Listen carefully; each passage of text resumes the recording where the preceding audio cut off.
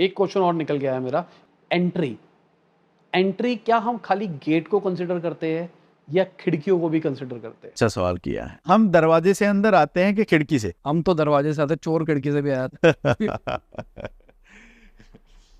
हम दरवाजे से ही घर के अंदर आते हैं, तो दरवाजे काउंट होते हैं। हाँ, साउथ वेस्ट से हम खिड़की को भी अवॉइड करते हैं। फिर साउथ वेस्ट में खिड़की भी नहीं लगानी, साउथ वेस्ट में एडजस्ट फैन भी नहीं लगाना, क्योंकि साउथ वेस्ट में एनर्जी का फ्लो बहुत ज्यादा है और वहां वास्तु पुरुष के पैर हैं, वो फुली कवर्ड हो। आप अपने स्पेस को देख लेना, आपके नॉर्थ ईस्ट में जो टेम्परेचर उसको चेक करना, आप साउथ वेस्ट में जाके उसके टेम्परेचर को चेक करना, आपको साउथ वेस्टर्न टेम्परेचर ज्यादा मिलेगा। प्रैक्टिकल है सर, मिलेगा।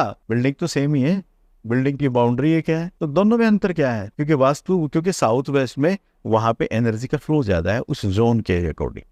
पृथ्वी तत्व है, बारी है, कुछ ऐसा है। और आपने जो बताया कि भी पत्री के अनुसार उसको कैसे डिसाइड कर रहे हैं, वो ऐसे ऐसे कुछ करके हम उसको डिसाइड इसलिए ही करते हैं। हर एक आदमी पत्री जो उसने बनी उसके अकॉर्डिंग उसका गेट, और वो जो गेट आपने कहा कि वो उसमें भी वो एक फेज हो रहा है, मैं उसको भी नहीं छुपाना चाहता। आपका ये फ्लैट जो बना हुआ, सपोज करो ये ग्राउंड फ्लोर है, ग्राउंड फ्लोर के बाद इसके चारों तरफ खुला है, इसका मेन गेट अलग है। वो मेन एंट्री तो काम करेगी, इस बिल्डिंग की एंट्री जो होगी वो भी काम करेगी। उसको भी पत्री अनुसार देख के डिसाइड करके लगाएंगे। प्लॉट का ग्रिड अलग होगा, कवर्ड एरिया का ग्रिड अलग होगा। ये नहीं है कि पूरे प्लॉट का एक ग्रिड किया और उस पर सारा सब कुछ कर दिया, नहीं। दो तरीके से ग्रिडिंग होगी, पहले फुल प्लॉट की, फिर कवर्ड एरिया की। पहले बाहर की एंट्री को हम डिसाइड करेंगे पत्री अनुसार, फिर अंदर की एंट्री को डिसाइड करेंगे पत्री अनुसार, फिर बेडरूम डिसाइड होगा। पत्री के अनुसार ही पर्सनल बिलोंगिंग का सामान कहाँ रखना है वो डिसाइड करेंगे। उसके बाद वास्तु और ज्योतिष दोनों को मिला के एस्ट्रो वास्तु के अकॉर्डिंग पैसे कहाँ रखने हैं वो डिसाइड होगा।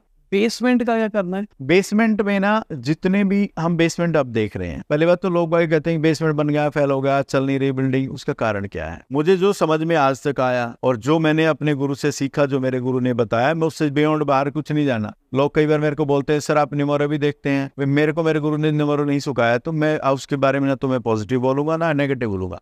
मैं तो उसके बारे में बोलूंगा जो मुझे आता है। खाली सूखी डींग नहीं मारूंगा। मैं न्यूमरो भी जानता हूँ, मैं फेंगशुई भी जानता हूँ। इसलिए अगर अपने ज्ञान में ताकत होगी और कुछ तप होगा इसके पीछे मेरे पूर्वजों का या गुरुओं का आशीर्वाद देके, तो इसी से हो जाएगा। और नहीं होगा तो फिर इससे भी नहीं होगा। तो वो बेसमेंट में स्टेयर्स उतरती हैं। आप जितने भी बेसमेंट्स में गए होंगे तकरीबन क्लॉकवाइज स्टेयर्स होंगे सर। स्क्रू देखा आपने? स्क्रू को जब हम टाइट करते हैं तो वो जमीन में जाता है, और उसको जब स्क्रू को खोलते हैं तो बाहर आता है। तो वो स्टेयर्स जो है वो उस बिल्डिंग के किसी न किसी डायरेक्शन में है। स्क्रू को टाइट किया तो उस जोन का जो गुण धर्म था, उस जोन की ताकत थी, उसको उसने जमीन में उतार दिया। नॉर्थ वेस्ट स्टेयर आ गई सर, और वहीं पे आ गई तो किसको ब्लॉक कर देगा? अपॉर्चुनिटी को, कस्टमर को। वो बिल्डिंग बनी किस लिए थी? कस्टमर भी इसमें काम धंधा अच्छा चले, ऑफिस बने हैं, सबके चले, सब ठप क्यों गए?